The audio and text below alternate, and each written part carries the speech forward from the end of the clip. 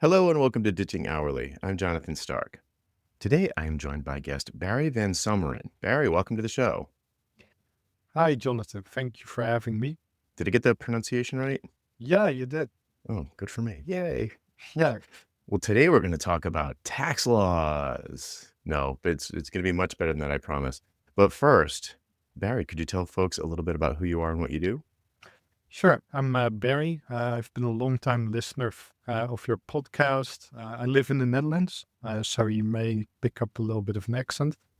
Uh, I started out freelancing like probably a lot of your listeners did by doing hourly work and slowly transitioned into products and services, mainly by listening to your show and Hmm, your podcasts or reading your books.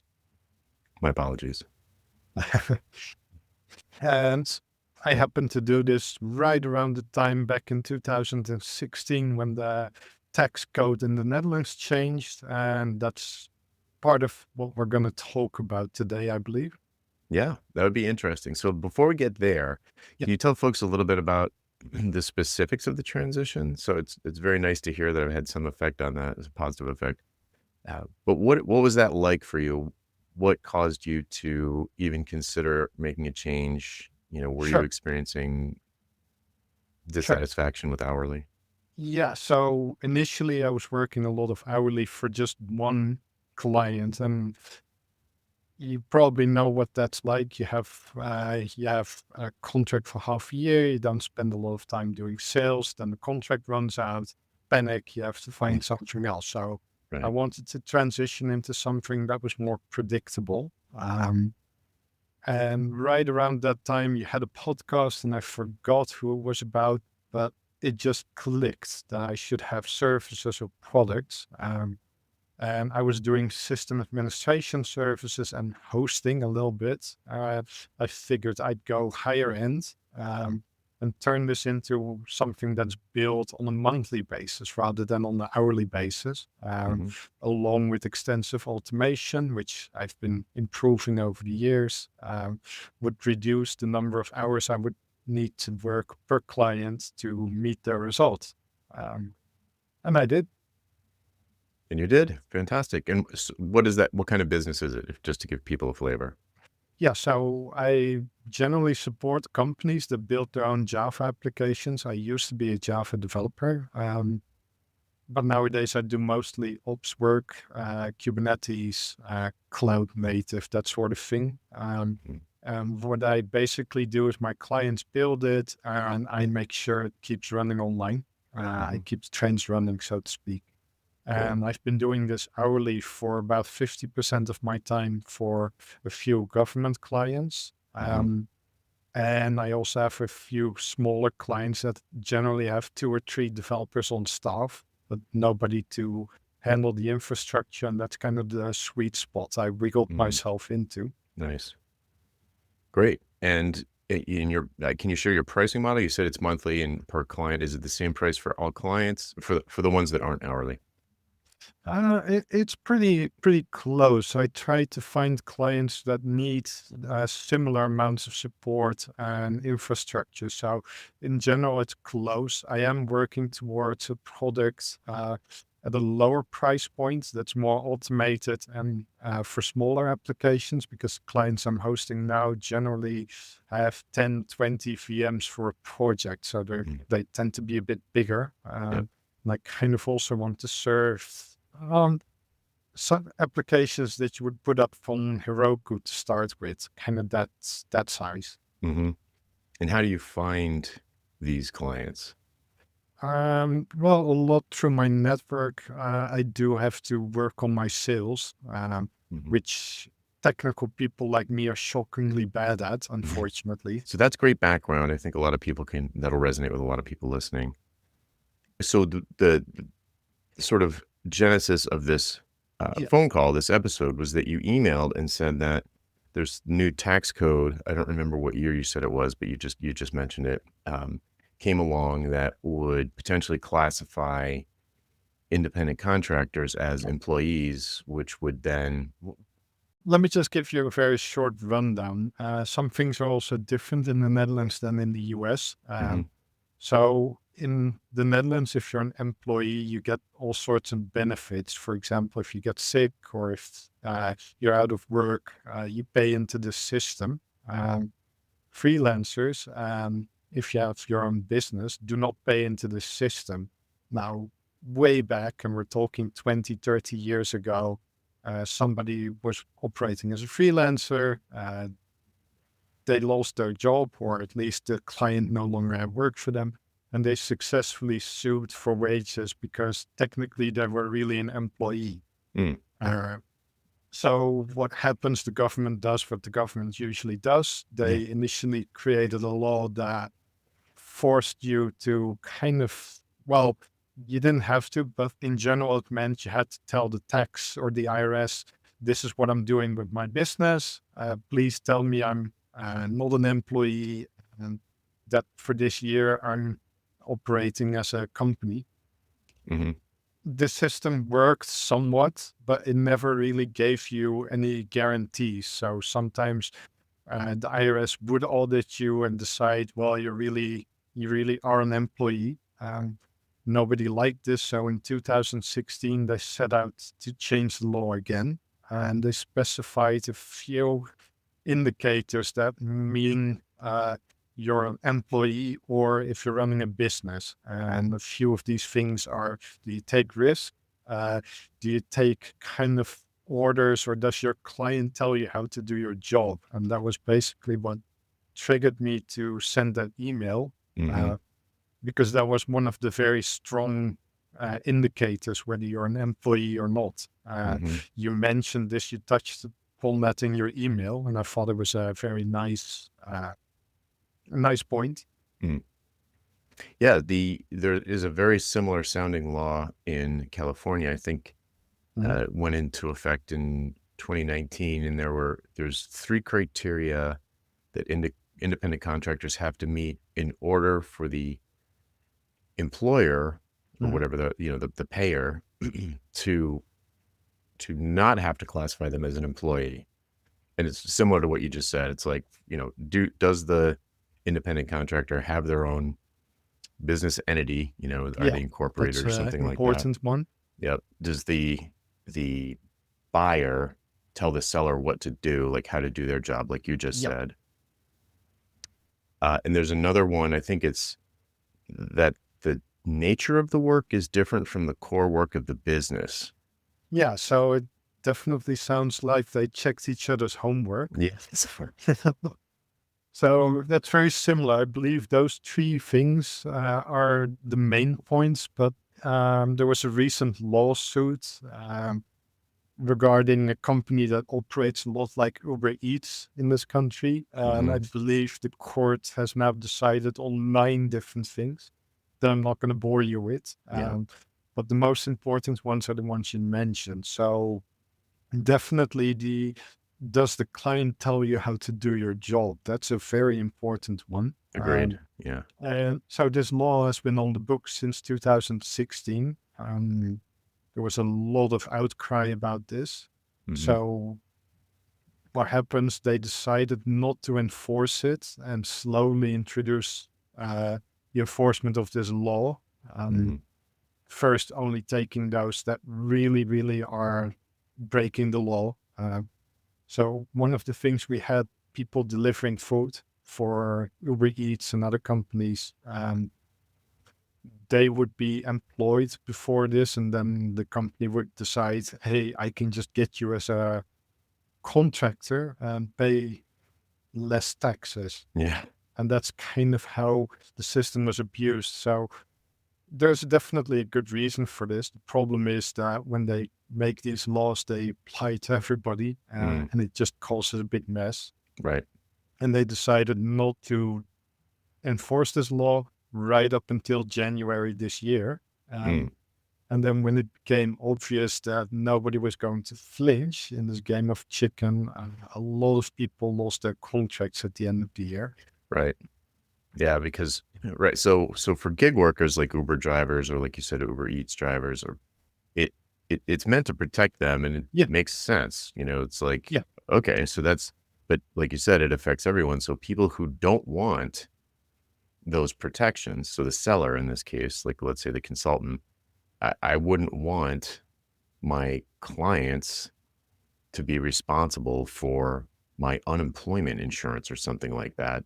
Yeah. And that would make it, and if they were, or even were afraid that they were, that would be, that would make it much more difficult for someone like me to close deals. So it's, probably good for the average Uber driver, but it's really bad for anybody who's kind of like a independent consultant or, but uh, it, I think it's very easy Mhm.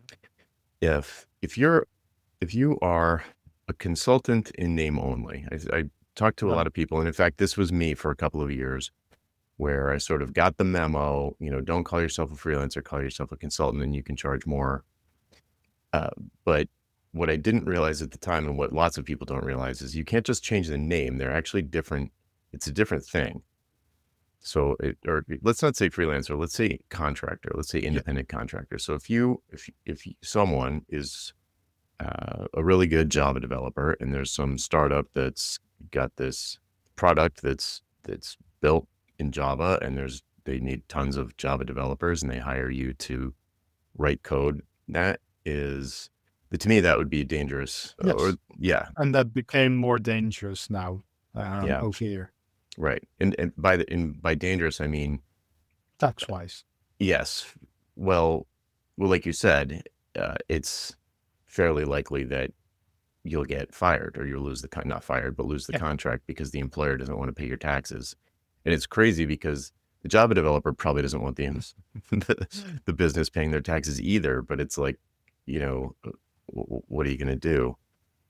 So those three things, at least it sounds like in California and in the Netherlands, being incorporated, having multiple clients, having obviously a going business concern would perhaps calm down your buyers, right? So 'cause here's the Yeah. problem. Like I feel like I'm not doing a great job articulating the problem. The problem is you go into a sales meeting with a potential client and they want to hire you, or they're thinking about hiring you, and they're like, well, but we're afraid that we're going to end up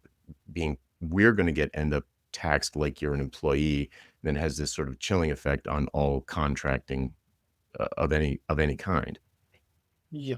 But there are ways of dealing with this. And the interesting thing that I've noticed with all the clients I still have for hourly work is because it's not forbidden to hire somebody even for a longer term to do a certain job. Um, Hmm. but now you have to be specific about the results you're going to achieve. Hmm. Even better if the results aren't hourly, but yeah, not every client is ready to go that way.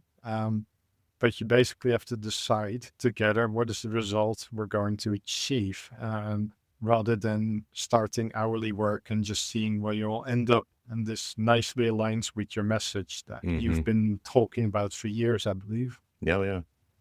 Yeah, if they're bossing you around, you're not a consultant. No, exactly. And a lot of times projects start, you hire that Java developer and you just start writing code without thinking about, so what is it we're trying to achieve? What's the end goal? Hmm. Right. Um, and that's the nice thing about the work I do. I generally know what the end goal is, and client also knows, and we can package this into a price point that works for both of us. Hmm. It's a bit harder as a Java developer, but Right. nothing prevents you from doing one-off or smaller projects, right? Right. So how would you what name do you use or label do you put on the non-hourly things that you do? So do you call it like a maintenance agreement? Yeah, it kind of is. Yeah, Okay. and in my case, it's kind of complicated as well because I generally also host the application. So Hmm. I have my own infrastructure, my own mini cloud, so to speak. Um, and I do the Apple model where you get the software and the hardware together. Hmm. Um, so I consider that a product with a service. Hmm. I'm not sure what you'd consider it. Yeah. It's not the standard freelancing approach to work, but it works well for me Right. and my clients. And what's the promise you make on the service side? So we can probably guess, uptime and so forth on the hosting side, but what's the promise on the services side? A big selling point is predictability. So in a world where everything's being paid for by the hour, Hmm. consultants or support, you pay hourly for everything. Like clients find it refreshing that I'm willing to say you pay in the app and you get all the resources you need within some bounds, of course, Mm. and all the support you need. After the initial shock wears off, you start the discovery phase. You talk about how you're going to set this up. And it turns out generally you have a good idea what needs to be done. And if you're very specific about the problems you solve, you know how to solve them. You're the expert, right? Right. Yes, exactly. Preaching to the choir. And all of that ties in very nicely with new tax code. All of the stuff I do, my clients aren't worried about whether the label would stick or not, because I obviously operate as a company selling a service. Right. So yeah, I don't have these discussions. Yeah, that was my next question is like, did you have to have a discussion with like, did they all get freaked out and send you an email like, oh, this law is going into No, effect, only the So, hourly clients, because obviously they are under scrutiny, and mhm, some of them are government as well, or semi-government. So obviously they have to do right, and we did. Basically all the contracts were up for renewal, and we went with project-based contracts where we decide together what kind of project we're going to do, mhm, add results to them. Um, and technically, if I don't deliver the results, then I can't bill for the time either. So mhm. there's more incentive of making sure you actually deliver, Right. which I think is fair. Right. Yeah, as long as you're confident that you can, if you want to take that risk. Sure. Yep. I mean, if you took your car in to have the brakes fixed and Mhm. they spent 10 hours working on it and you get the car back and the brakes still aren't fixed, Yeah, you would exactly. not expect to pay for their time, even though they spent the time. Yeah. What else do people need to know about this? I guess a big takeaway here is for people to be prepared for the potential conversation if they're operating in an area where this could come into play. And actually, the California thing, I don't know. Maybe at least in your case, in the Netherlands, Mhm. does it matter where the seller? Does it matter where the seller is or where the buyer is? Like which law applies? I would imagine it's the So buyer. that's a good question. So maybe talk about the risks more. So if you're not compliant with this law, Hmm. basically the IRS will treat you as if you're an employee of the buyer. So and they would have to pay for all sorts of additional taxes, premiums, basically pay for your social services, Right. social security. And the risk for you as a contractor is you lose all the company benefits that you had, all sorts of tax deductions that you'd have to pay back. So Mm, it is definitely painful for both. right. In your case, if you're an American company buying services abroad, I don't think the American company would have a lot of risk in this case. Yeah, I wouldn't think so, but it perhaps it's well. I mean, the remote work is a big thing, but it's not the main thing. So I would imagine that if you were working for, if I was consulting with a company in the Netherlands, Mm, I wonder if this conversation would come up in the initial sales Probably interview. not. Probably not. Yeah. What is interesting is I also have liability insurance of all sorts, Hmm. including if I delete the wrong files, I'm also Right. covered. It specifically excludes the US. So for some reason, I'm not allowed to do business with the US. But Your insurance doesn't cover company clients in the U.S. yeah, uh, Interesting. We must seem like a litigious bunch. it seems to be a lot of these companies do that. And I did ask them for quotes, and they never got back to me on that either. Interesting. Yeah.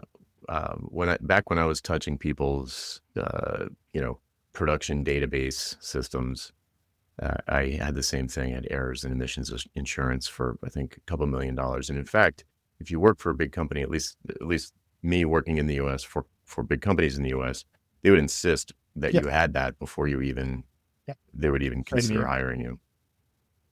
It's all part of the contract nowadays. Right. Right. Well, geez, I don't know if we have anything else to talk about here. I guess raising the sort of, I don't know, raising the alarm is a little bit too extreme, Right. but pointing this out and putting it on people's radar so that if the conversation comes up in a sales meeting, you'd be able to say, oh, well, these three criteria, I clearly meet all three of these criteria, so you have nothing to worry about. Yeah. Uh, yeah. I mean, we can go into a lot of detail. What kind of criteria? There are some interesting ones. One that you probably didn't think about is embedding. So if the kind of work you do is being done by another employee of the company, that's one thing to watch out for.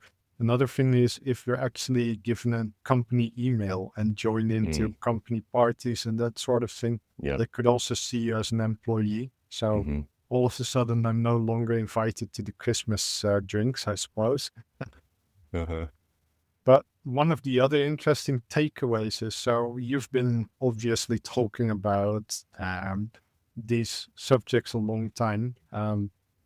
A lot of the advice you're giving is now also coming from our IRS. So they're telling us you shouldn't really have one client, you should have several because it makes Right. good business sense other than complying with the tax code.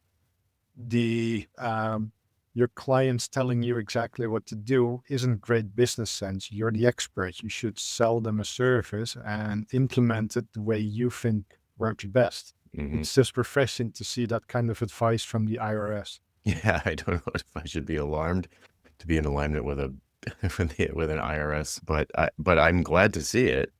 It makes it puts almost some teeth behind the what I would consider just sort of smart Yeah. business advice.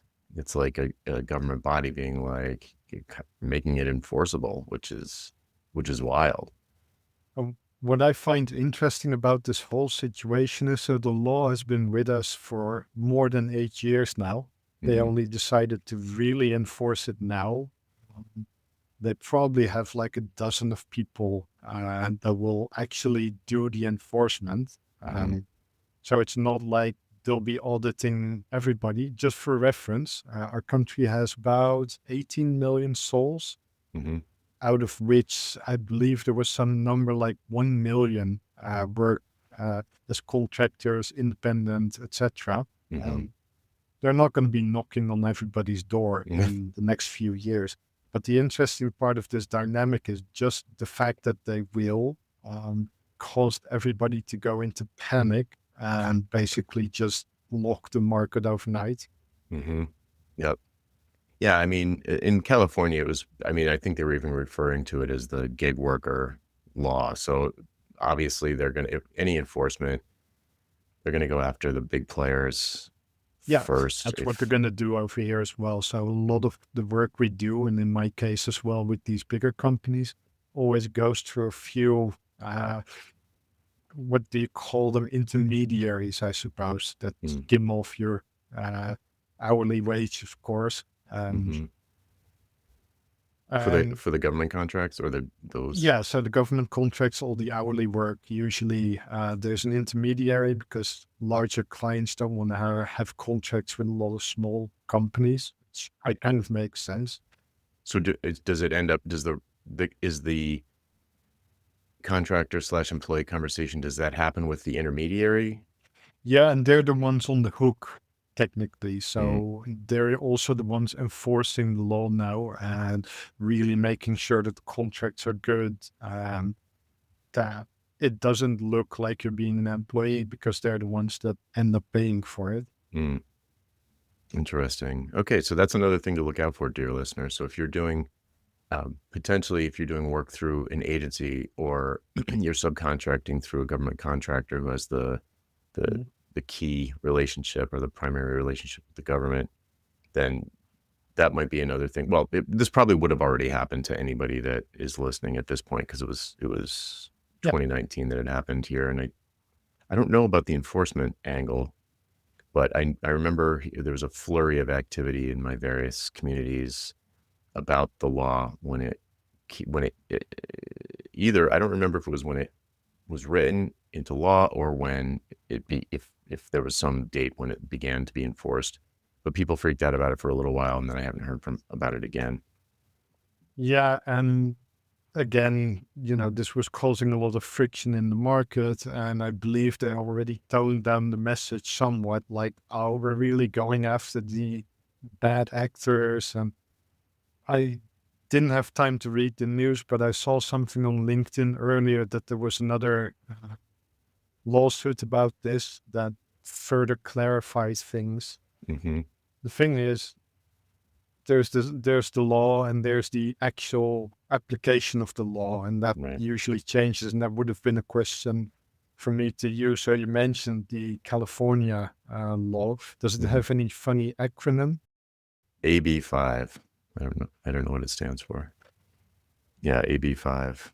And it's the ABC test, just to confuse things. The ABC test is the three Right. criteria that that the seller has to meet all three criteria to not be considered an employee.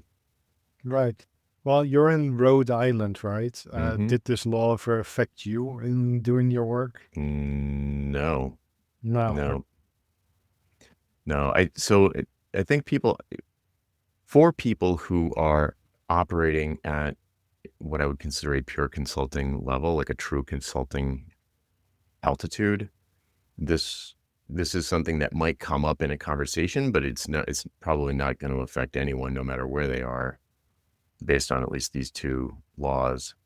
But there's a huge portion of freelancers who fall into that group that I described as myself being in, say, 2006, 2007, Right. where I was still doing a lot of coding.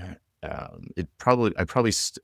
I was incorporated. I probably still would have been immune to this, but there is a huge number of people who are really employees in consultants' clothing. They just call themselves consultants. They're really getting bossed around.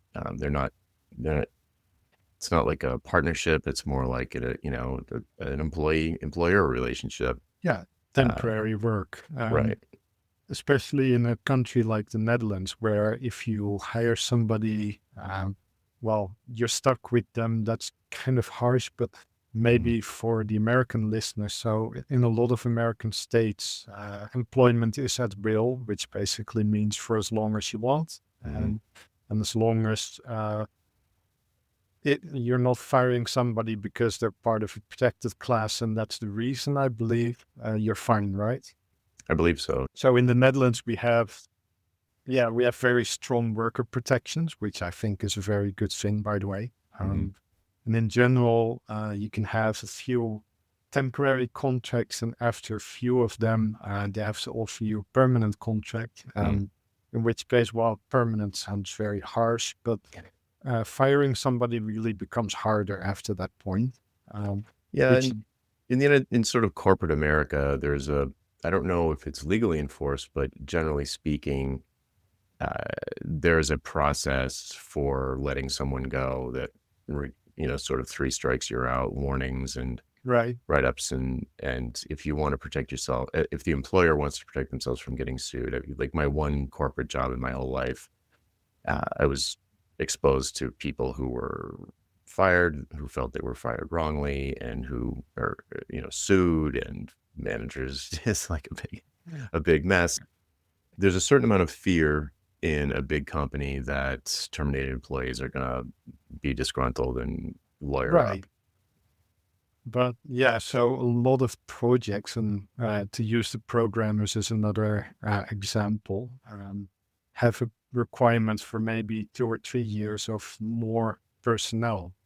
But if you can't hire them for 2 or 3 years, I mean, contracts are limited to how long you can have somebody as a temporary employee.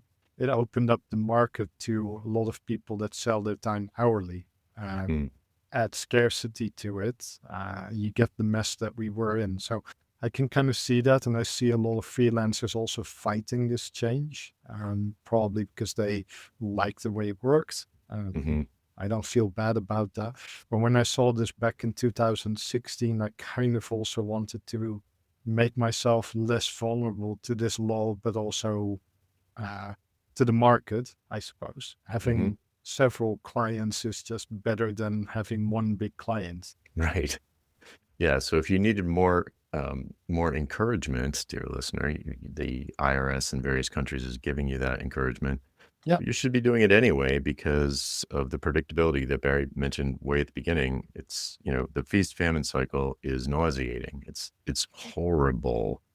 And Yes. if you have all of your eggs in one basket, especially one basket, but even if you have two whale clients, it's probably it's definitely a lot better to have more from that sort of predictability standpoint. And, friend of the show, Blair Enns would say, and I think David C. Baker would say, you don't want more than 20% of your revenue coming from any one client. So, that means at least five. Right. I still have work to do in that area, but I'm chipping away at it. Right. Yeah. You don't want to be beholden to one case, but imagine like it's not the greatest working relationship, or they're having you do, there's just so many reasons. Like you might Yeah. want to let them go. They might want to let you go. Project is over. The need is gone. Some things change. It's not going to be forever. Mm. So, uh, it's just smart. It's a way to make your business more resilient, more durable.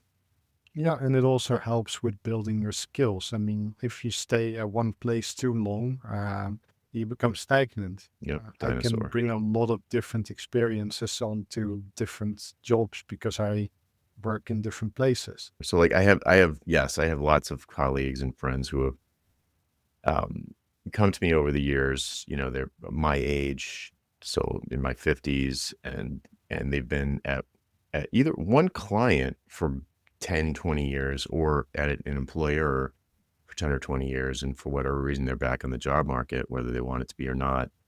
No. And they're like, oh my God, I'm a dinosaur. Like, I don't even understand what is happening in the software space anymore. And so it's super important to keep your saw sharp, to keep your expertise, well, to maintain your expertise. And so it's just another reason we're piling on, of course, pig piling on top of the Yep. soapbox that I'm usually on anyway. But if even the government knows you should, Yeah. maybe it's time to start thinking about it. Yeah, totally. And they also want you to market your services. That's also something that they check Right. for. It's a So, sign that you have a business. Yeah. yeah. So and they ended that conversation. So they had a webinar and they said, just don't take our word for it. It's all good business sense as well. And it's true. I Yep. mean, it's Yeah. just refreshing to see that from the IRS, but I suppose they had, they kind of benefit as well. If you're doing a great job, you bring in more revenue. So, Right. Yeah. Good stuff. All right, Barry, where could people go if they wanted to get in touch with you to find out more about what you're doing? so I have unfortunately website in Dutch, so that's not very helpful. I'm also on LinkedIn. Yes, I know I have listeners who speak Dutch, so Yeah, so they can go to my website, www.coffeesprout.nl. And they can also find me on LinkedIn. I love talking about this stuff. cool. I also love talking about technical stuff. That's kind of why I went from development into infrastructure, because it allows me to work on more technical things. Hmm. Well, I'm sure there are going to be folks who are interested to contact you to pick your brain a little bit about the transition to the Sure. kinds of services that you're offering now, and how you handle scope and uh, all sorts of things. Because it's transition that I think a lot of people listening are open to, but it's for every different space, the path can look a little different. True. I do help people when they have questions about this, and I generally also step onto the soapbox once in a while and tell people that hourly billing is bad. So Hmm. thanks for that, Jonathan. My pleasure. Spreading the message. Okay, folks, that's it for this week. I'm Jonathan Stark, and I hope you join me again next time on Ditching Hourly. Bye.